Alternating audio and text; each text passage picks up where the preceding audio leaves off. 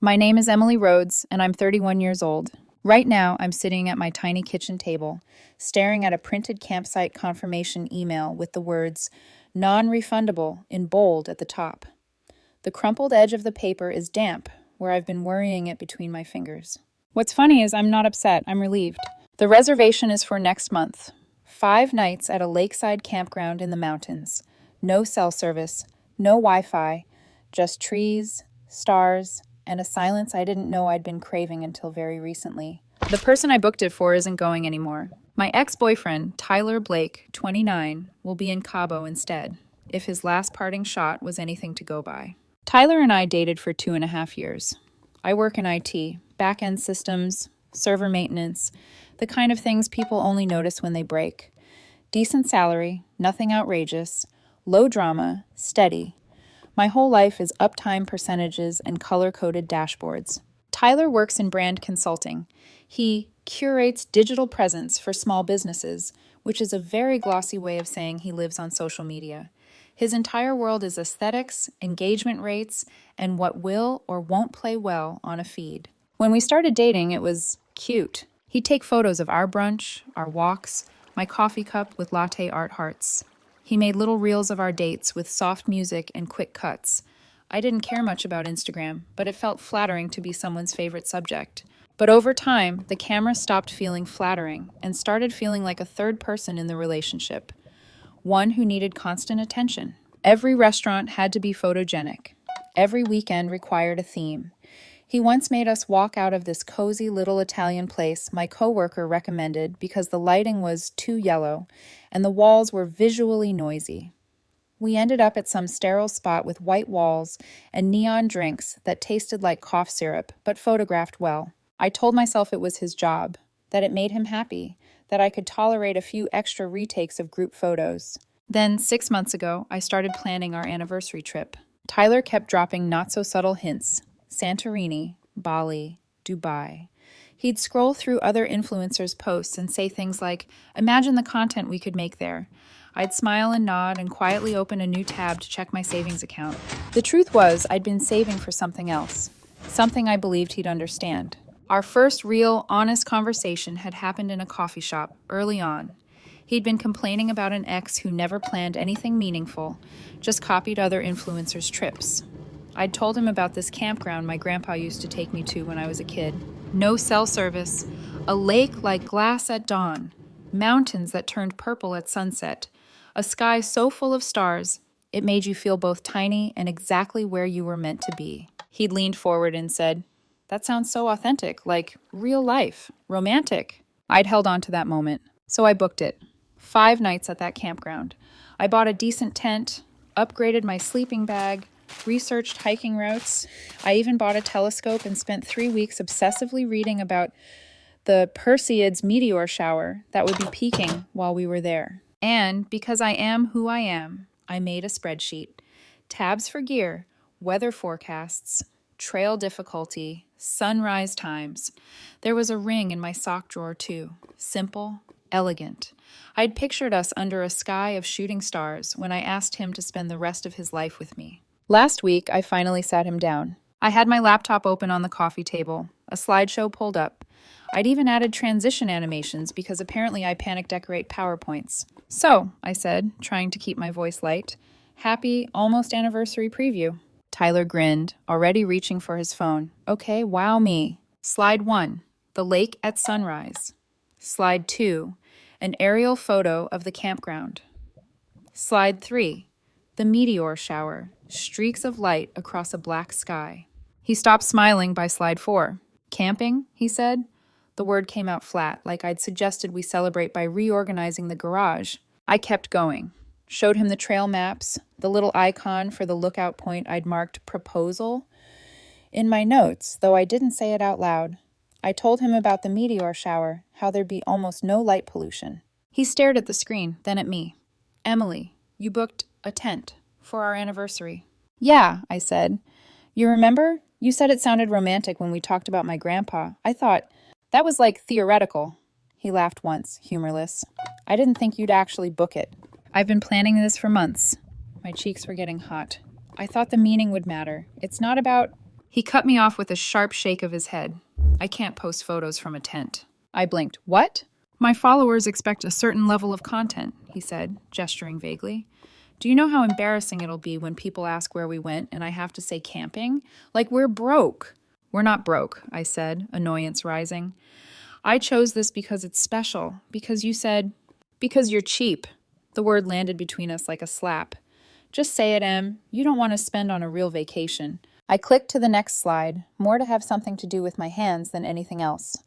I just showed you a whole spreadsheet of everything I've planned. There's going to be a meteor shower. I found the perfect sunrise spot. None of that matters if I can't post about it, he snapped. Miranda's boyfriend just took her to Tulum. Jess went to Paris last month. And you want me to sit in the dirt and pretend that's the same thing? It's not the same thing, I said quietly. It's us. It's real. He rolled his eyes. It's aggressively basic. This isn't about you and your nostalgia. This is about my career, my personal brand. I can't disappear for a week with nothing to show for it. Our anniversary, our relationship, reduced to a content gap. So what do you want me to do? I asked. My voice sounded smaller than I liked. Cancel the camping thing, he said, like it was obvious. Book something real, a resort, a city, something that looks like more than a glorified backyard, or I'm not going anywhere with you. For a moment, everything went very still. I saw Tyler the way other people must see him on a screen, bright, polished, filtered. Then I saw the version sitting on my couch, arms crossed, sneering at a place that held my best childhood memories, because it wouldn't perform well on his feed. In my sock drawer, there was a ring. On my screen, a meteor shower. In front of me, a man who cared more about strangers' opinions than my heart. You're right, I said finally. He leaned back, satisfied. Thank you. So you'll start looking at... You shouldn't come camping with me, I finished. His mouth fell open. What? I'm still going, I said. You're just not invited anymore. He laughed, but there was no humor in it, just sharp edges. You're not serious. Dead serious. The explosion was instant. He called me pathetic. Said I'd die alone in a tent. That I was too poor for him anyway, and he'd been settling for someone who drives a Honda. For the record, my Civic is paid off, runs perfectly, and has never once asked me how many likes it got on a Tuesday. Good luck finding someone who wants to sit in the woods with you, he spat as he grabbed his ring lights and tripods. I'm going to Cabo next month with someone who actually values luxury. Cool, I said, because there was nothing left to say. Have fun. He blocked me on everything before he even hit the elevator. A day later, mutual friends started messaging, screenshots of his stories about cutting toxic people out and refusing to be financially abused by partners who don't support the grind. Apparently, asking your boyfriend to look at the actual stars instead of the ones on his screen counts as abuse now. That was 3 days ago. Now it's Saturday morning, and instead of doom scrolling, I'm at my usual coffee shop, cradling a mug between my hands. The campsite confirmation is folded in my bag, the edges soft from handling. I've decided I'm still going. Alone, if I have to. Emily! I look up. Liam Hayes is standing by my table, still in his fleece vest, with the logo from the outdoor gear store stitched over his heart. Dark hair, a little messy, hands wrapped around his own coffee. I recognize him immediately. He's the one who helped me pick a tent and didn't laugh at my laminated packing list. Hey, I say, surprised. Hi. He nods toward my bag. So, how's the big anniversary trip prep going? You get everything dialed in? For a second, I consider giving him the short, polite answer. Instead, I exhale. Well, the trip's still on. The anniversary isn't. His brows lift. Oh, turns out, I say, twisting my mug, camping isn't Instagram-worthy enough for some people. Liam snorts so hard he almost inhales foam. He coughs, wipes his mouth, and then grins. He bailed because of that? Because he couldn't post from a tent, I say, among other things. Liam shakes his head, amused and incredulous all at once. Man, he didn't deserve the Perseids anyway. I still. You know about the meteor shower? Perseids peak next month, he says easily. Best seen from elevation with minimal light pollution. Your campground's basically prime viewing. He tilts his head. You really did your homework. I did. I feel suddenly stupidly seen. We end up talking for 2 hours. About hiking. About national parks. About how he deleted Instagram last year because he realized he was experiencing every moment from the outside, imagining how it would look on a screen. He shows me photos from his last backpacking trip. Actual photos on matte paper from a film camera. They're stunning, mist over ridges, a river like silver ribbon, a blurry shot of him laughing by a campfire. Why don't you post these? I ask before I can stop myself. He shrugs. The mountain doesn't care about likes. Something in my chest loosens. When he gets up to refill his coffee, I hear myself speak before my brain has fully caught up. Liam? Yeah? He pauses, hand on the back of his chair. How do you feel about camping? I ask. As friends, I mean. You know the area. I already have the reservation. It feels dumb to waste it. His face lights up, like I've just offered him front row seats to his favorite band. I've been wanting to see the Perseids from up there for years, he says. If you're sure, I'm in. I smile, really smile, for the first time in days. The campsite that ended one chapter of my life has just become the starting point of something else. I don't know what yet, but for the first time in a long time, I'm excited to find out. 2 weeks later, my apartment looked like an explosion at an REI. There were neatly coiled ropes on the couch arm, my new stove on the counter, and a comically large pile of snacks lined up like soldiers on the table. My spreadsheets were printed and clipped, each page with little yellow sticky notes marking important segments. Liam stood in the doorway, taking it all in, backpack slung over one shoulder. He let out a low whistle. You weren't kidding about being prepared, he said. This is like type A heaven. Organization is how I cope, I said, shoving an extra pair of wool socks into my duffel. It's either this or doom scroll my ex's friends' stories. Then I fully support the spreadsheets, he said, closing the door behind him. You ready to trade Wi-Fi for trees? I looked around my apartment. It felt smaller than usual, somehow. Stale. More than ready. The drive up took 3 hours. At first, we traded small talk, work horror stories, weird customers at his store, the time my server crashed 15 minutes before a product launch. About an hour in, the city gave way to rolling hills and then to a dense wall of trees. Tyler and I had taken road trips before, but they'd been loud in a different way. Music turned up so he could film snippets for reels, him shouting at me to tilt the phone, turn my head, laugh more naturally. With Liam, there were stretches of silence that felt comfortable. I didn't feel the need to fill the air with commentary. I could just be. Hey, Liam said, pointing through the windshield as the road narrowed and started climbing. First glimpse. The mountains rose up ahead, hazy blue against the sky. My chest tightened with a mix of nostalgia and relief. I'd half worried I'd romanticized this place in my head, that it wouldn't match the picture I'd been clinging to. It did. When we pulled into the campground, the air felt different, cooler, cleaner, scented with pine and damp earth.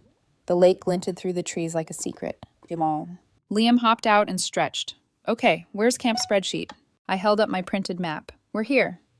I pointed to a little loop near the water. Site 23, close to the lake, away from the bathrooms. Prime real estate, he approved. We set up our tents, separate, side by side, a safe, respectful gap between them. Liam moved with the easy efficiency of someone who'd done this since childhood. Every time I fumbled with a knot, he'd quietly step in, show me once, then step back. Tyler would have filmed himself setting up the tent, captioned it something like "City Boy roughing it," and then insisted I do it again so he could get a better angle. Hey, Liam said once both tents were standing, our sleeping pads rolled out inside. Nice work, Rhodes. This is going to be a solid base camp. Thanks, I said, bizarrely proud. Wait till you see the color-coded meal plan. He laughed, head tipped back. Of course there's a meal plan. We spent the afternoon hiking a moderate trail that wound up to a ridge overlooking the lake. The air was thinner, crisper. Birds darted between branches. At one point, we stopped to watch a chipmunk sitting bolt upright on a rock, tiny paws clutching something invisible. 10 out of 10, Liam murmured. Would follow this guy's YouTube channel. I laughed harder than the joke deserved, mostly because it felt good. When we got back to camp, the sun was lowering behind the trees. We boiled water for instant noodles on my little stove. We ate sitting on logs, legs stretched out, watching the sky shift from blue to orange to deep, velvety purple. Okay, Liam said, licking a bit of seasoning from his thumb. Moment of truth. How good was your meteor shower research? I pulled my phone out just long enough to check the time, then snapped it off again, feeling strangely guilty for even that. Peak is after midnight, I said, but we should start seeing activity around 10. Perfect, he said. We'll have time to digest the 5 pounds of trail mix you brought. Trail mix is essential, I said, mock offended. It's like edible insurance. We lay on our backs on a blanket near the shoreline that night, my cheap telescope set up beside his older scarred one. The sky darkened until it felt like ink. Then, slowly, the stars appeared. First a few, then dozens, then hundreds. "You see that band?" he whispered, pointing up. "That's the Milky Way. It's always there. We just drown it out most of the time." It was so quiet I could hear my heartbeat, the soft lapping of water against the shore, the occasional rustle from the trees. No notification dings, no shutter clicks, just night. The first meteor sliced across the sky around 9:45, a quick, bright streak. "Whoa," I breathed.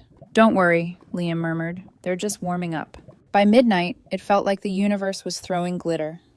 Streaks of light arced overhead every few seconds, some short and faint, others long and blazing, leaving trails that hung in the sky for an extra heartbeat. Liam showed me how to set up his old film camera on a tripod, how to adjust the settings for long exposure.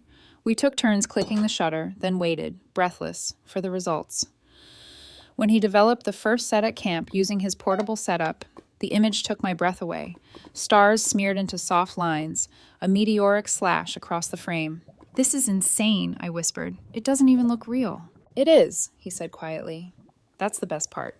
At some point, I became aware of how close his shoulder was to mine, of the warmth of his arm where it brushed against mine when we both pointed at the same streak of light. We weren't anything more than friends. Not yet. But there was a softness folding itself into the space between us, something I pretended I didn't notice. We saw 3 bears during the trip, always from a safe distance, black shapes moving through the trees, more interested in berries than us. We jumped into the lake at sunrise on the 3rd morning, shrieking from the cold, then laughing uncontrollably as steam rose from our skin. We talked about everything. His dad, a park ranger who had taught him to respect the land. His decision to work at an outdoor gear store instead of chasing a higher-paying engineering job. "Life's too short to spend it in a cubicle," he said, watching the sun burn the mist off the water. I told him about my grandpa and the way he used to hold up his hand to the sky and say, "Remember, kiddo, you're part of all this." About the way I'd lost that sense of scale somewhere between server outages and Tyler's insistence that my life was only as good as it looked online. We existed in a bubble of pine needles and starlight and campfire smoke. For 5 days, my phone lived at the bottom of my pack, turned off. On the drive back, signal returned in a rush of buzzing and chirping as we hit the first town. My phone lit up like a Christmas tree on the dashboard. "You don't have to turn it on yet," Liam said, glancing over. "We can keep the magic going a little longer." I stared at the notifications, group chats, work emails, a message from my mother asking how the trip was. Nothing from Tyler, of course. He'd blocked me. But his absence was somehow as loud as all the pings combined. "It's okay," I said. "Might be nice to choose what I let back in." When I got home, I took a shower until the hot water ran cold, then sat on the edge of my bed with my phone in my hand. I opened my photos. Sunrise over the lake, a frame where the meteor showers streaked across the sky in delicate arcs. A selfie of Liam and me at the summit, both of us flushed and sweaty, hair a mess, grinning like idiots. I posted 3 photos. 1, the sunrise, the lake glowing gold. 2, the meteor shower, Liam's long exposure shot that made the sky look like a painting. 3, the summit selfie, our faces half shadowed, eyes crinkled from laughing. Caption: "Sometimes the best moments can't be captured in pixels." I set my phone down and went to make tea. Within an hour, it started. My phone buzzed so much it vibrated itself halfway across the counter. Comments from friends, messages, a couple of coworkers asking, "Is that your new boyfriend?" with way too many question marks.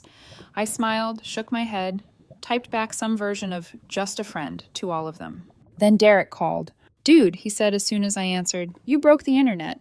"Hey, Derek," I said, amused. "Pretty sure that's not how follower counts work." "Okay, fine, you broke our tiny shared social bubble. Same thing. Also, Tyler is losing his mind." My stomach dipped. "Oh, he's been stalking your profile through some friend's account," Derek said. "He saw the camping photos, went full nuclear." Later, screenshots started rolling in. A series of stories on Tyler's account, walls of text about rebounds, fake nature people, and toxic exes who manipulate you into breaking up so they can run off with granola nobodies.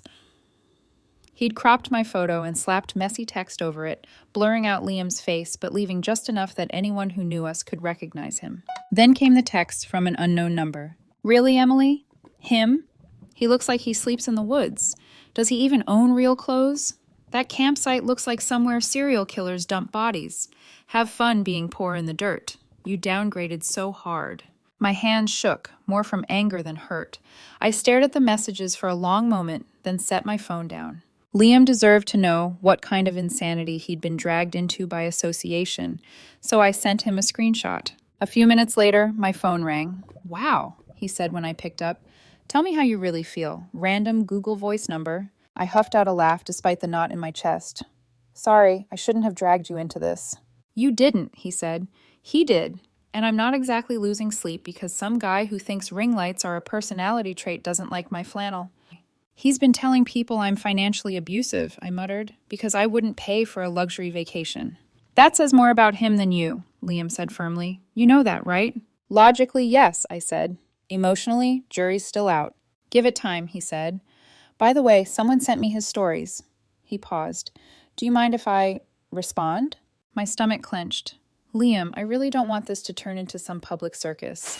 "Trust me," he said. "I'm not interested in feeding the algorithm, just balancing the scales a bit." A little while later, he texted me a screenshot of his own story. His account had all of 47 followers, most of them family, and a couple of climbing buddies. It was a photo of the constellation map from the night we'd watched the Perseids, lines connecting the stars like veins of light. The caption, "The universe has billions of galaxies. Your follower count is not one of the things that matter." I stared at it, then started laughing. The tension in my shoulders finally, blessedly, began to unwind. Tyler, according to Derek, lost what little composure he had left. He started DMing Liam, calling him a try-hard nature boy and accusing him of being a pick-me mountain dude. Liam didn't respond. He just blocked him, didn't engage, didn't argue, just refused to feed it. "Why waste energy?" he said when we grabbed coffee a few days later and I apologized again. "I'd rather spend it on, actual life." The true karmic punchline, though, wasn't about me or Liam. It was about Cabo. According to one of our mutual friends, Natalie, who'd quietly drifted from Tyler's influencer circle months ago, his luxury Cabo trip hadn't gone as planned. Apparently, the someone who actually values me he'd bragged about, a self-proclaimed crypto investor named Brandon, a guy who'd met Tyler at a networking mixer and promised yacht parties, private villas, and investment opportunities. Except the villa was an Airbnb with plastic patio chairs, and the yacht was a booze cruise packed with 50 strangers in matching neon bracelets. Natalie told me, with the grim satisfaction of someone reporting a weather forecast, that Tyler had been posting heavily filtered photos pretending he was at a 5-star resort he wasn't even staying at. "He's literally tagging the wrong location," she said. "People are starting to notice." I didn't say much, just nodded and sipped my coffee. Part of me felt petty satisfaction, but mostly I felt nothing. Empty space where rage used to live. Tyler wasn't my problem anymore. That night, Liam texted, "Got a new trail idea for this weekend. You in?" I didn't hesitate. Always. The next 2 months unfolded quietly, almost tenderly, like the slow blooming of a flower I didn't realize I'd planted. Every weekend, Liam and I hiked somewhere new. No cameras, no posts, except the occasional picture we'd take just for ourselves, blurry and uneven, both of us laughing. He showed me how to identify constellations without an app. I taught him how to use Excel macros to automate his store's inventory sheet. We traded knowledge the way other people trade affection, little pieces of ourselves offered freely. The first time we kissed, it wasn't cinematic. We were halfway up a moonlit trail, the world silver and soft around us. He'd stopped to point out a low-hanging branch that looked like Orion's bow, and I'd turned to look. But instead of the stars, I saw him, face illuminated, eyes gentle, the faintest tremor in his breath. He leaned in slowly, like he was giving me time to change my mind. When his lips met mine, it was quiet, real. No angles, no audience, just us. "I've been wanting to do that since you walked into the shop with a laminated packing list," he whispered against my mouth, and I laughed into the kiss. That was the start of us. By the time autumn rolled around, the trees had begun to blush red and gold, and I found myself planning another trip to the same lake. This time it wasn't about healing, it was about celebration. I'd found an old story in one of Liam's camping books about promise rings, how his grandparents had exchanged them before his grandfather went to war. They'd worn them for years, before ever getting married, a symbol of, "I'll stand beside you, even when it's hard." Something about that stuck with me. So I ordered a simple silver ring with a sliver of meteorite inlaid along the band. It wasn't expensive, but it felt perfect. Celestial, quiet, real. I invited my friends Derek and Amy to join us. Amy's an amateur photographer. She loves shooting landscapes on real film. She was thrilled. When we arrived at the lake, the air was crisp, the trees a mix of fire and gold. The campsite was just as I remembered it. Still, sacred somehow. Liam thought it was just a regular weekend getaway. On the morning of the second day, as the first light broke over the ridge, I took his hand and led him to the exact spot where we'd watched the meteor shower months ago. Amy pretended to test her camera settings from a distance. Liam was smiling, confused. What's going on? I reached into my jacket pocket and pulled out the ring. My voice trembled more than I expected. This isn't a proposal, I said softly. Just a promise that I'll never ask you to be anything but yourself. No filters, no performances, just you. For a moment, he said nothing, just stared at me like I'd handed him the Milky Way. Then he slipped the ring on and whispered, "You have no idea how much that means to me." He pulled me close, forehead against mine, and for once, I didn't think about angles or lighting. I just felt his heartbeat, steady against mine, as the world turned gold. Amy caught the moment perfectly. Sunrise behind us, our hands intertwined. Liam's ring glinting faintly. Later, I posted just one photo. Caption: found someone who makes reality better than any filter. I didn't check my phone again for hours, but when I finally did, it was chaos. Tyler had seen it. Apparently, he was still watching me from some burner account. First came the comments, snide, sarcastic, accusing me of trying too hard to look happy. Then came the full meltdown, a teary video on his story about how cruel people can be and how some exes love to flaunt their replacements. He made a TikTok too, because of course he did, dramatically reenacting our breakup using voiceover audio about toxic women who destroy good men. The engagement was abysmal. Barely a few hundred views. Most of the comments were from bots. Meanwhile, my single photo, 300 followers total, nothing impressive, was quietly exploding with genuine comments. Friends from work, family, even people I barely knew, leaving notes like, "This feels so real," and "You look happy." Tyler wasn't done, though. He tagged Liam's store account, calling him a thief who stole his girlfriend. He encouraged his remaining followers to boycott fake wilderness brands that enable homewreckers. That was his final mistake. Liam's boss, a 60-year-old former park ranger named Dean, saw the post. And while Dean didn't know what cancel culture was, he did know harassment when he saw it. The next morning, Dean sent Tyler a cease and desist letter, official letterhead, legal jargon, and all. He also posted a public note defending his employees, reminding everyone that respect and integrity matter more than followers. The outdoor community rallied instantly. By nightfall, the store's online orders had doubled. They even released a limited edition sticker designed by Liam that said, "Reality Shona Filter." It sold out in 48 hours. As for Tyler, things unraveled fast. Word got around about the resort fiasco.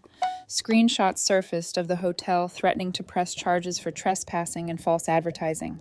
Several brands quietly cut ties. His luxury coaching clients disappeared. By November, he'd lost nearly half his followers. By December, he was trying to pivot, first as a wellness coach, then as a narcissistic abuse survivor. Each attempt collapsed under the weight of old receipts. People dug up his posts mocking granola girls and poor people hobbies like camping. The hypocrisy was too much. By January, his page was private. Last public post, a blurry photo of ring lights and camera gear for sale on Marketplace.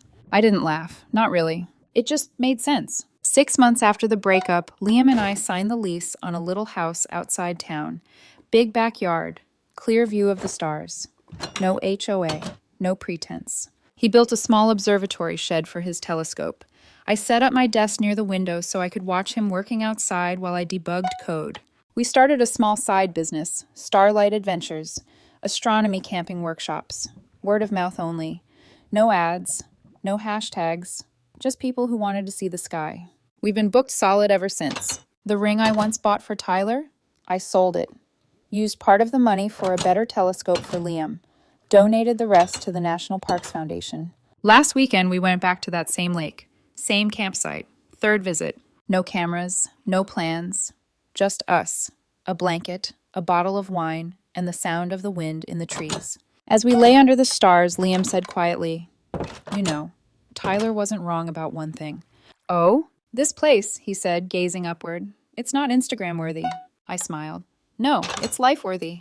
We stayed like that for hours, watching the sky ripple with distant satellites and fading meteors. At some point, I realized Tyler's obsession with validation had never been about me or anyone else. He needed constant proof that he mattered, because deep down, he didn't believe he did. He couldn't sit in silence without an audience. But real life doesn't need an audience. Real life is Liam squinting at clouds, claiming they look like dinosaurs. The way he can name every constellation but still loses his car keys weekly. The way his photos are all out of focus because we're too busy laughing. That's the point. The imperfection is the beauty. When we got home, he hung his promise ring on a chain around his neck before heading to the climbing gym. It caught the sunlight, scattering tiny rainbows across the wall. No camera could have captured that moment. And for once, I didn't even try. To anyone still scrolling through life, waiting for likes to mean something, put down your phone, go outside, watch a sunset without filming it, talk to someone without recording it, fall in love without broadcasting it. Reality is waiting. It doesn't care about your follower count. Peace out, internet. This account's going dark. Life's calling, and it doesn't have Wi-Fi.